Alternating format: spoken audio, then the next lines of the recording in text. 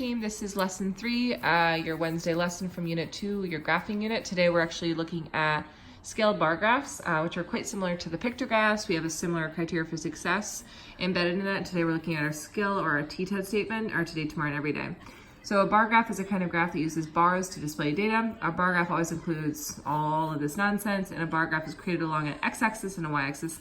This is the really new thing today.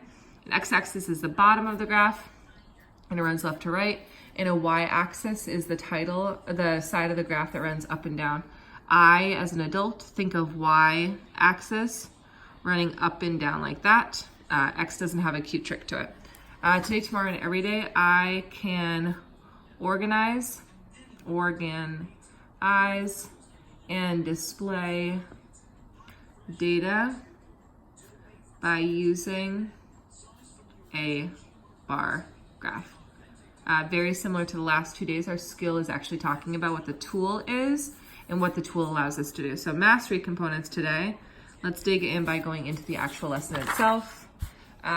Their visual model right now, some like really quick checks, like these are just the obvious things that have to be in place. The title, the categories, the scale itself. This is going to be, just a heads up, the greatest misconception comes from their scale abilities. They really struggle with scaling things. And then similar to the last 2 days, some data sets. So when we have a kiddo dig into this, what we'd expect to see tomorrow is that they start with, as they start, you're gonna see some tape diagrams because you taught it yesterday. Based on what I saw from you guys yesterday, you had a lot of horizontal tape diagrams, and so we just need to flip their understanding. So today, before you launch this, you're gonna say to kids, hey guys, yesterday we learned a lot about displaying data using a tape diagram. We're gonna learn about a new tool today, but before we learn about our new tool today, let's talk about how this data is displayed by using a tape diagram. Keeping in mind, these tape diagrams are not actually perfect. They're not perfect tape diagrams because they actually connect right here. So Lindy is using the data from the vertical tape diagram, which is missing the side totals, and the chart to create a bar graph. Help her figure out by working with your partner to create a bar graph to display the data. So step 1 is to interpret the data like always. I can interpret it pretty straightforward right here. It gives me the total values, or I can interpret it by thinking through. Tank A equals 3 groups of 5 to give me 15. Tank B gives me 1, 2, 3, 4, 5, 6. 6 groups of 5, that gives me 30. That lines up over here. Now, I need to think through. It says rounding 3-digit numbers on the top. That's not the aim today. It makes me, sorry, I fixated on that.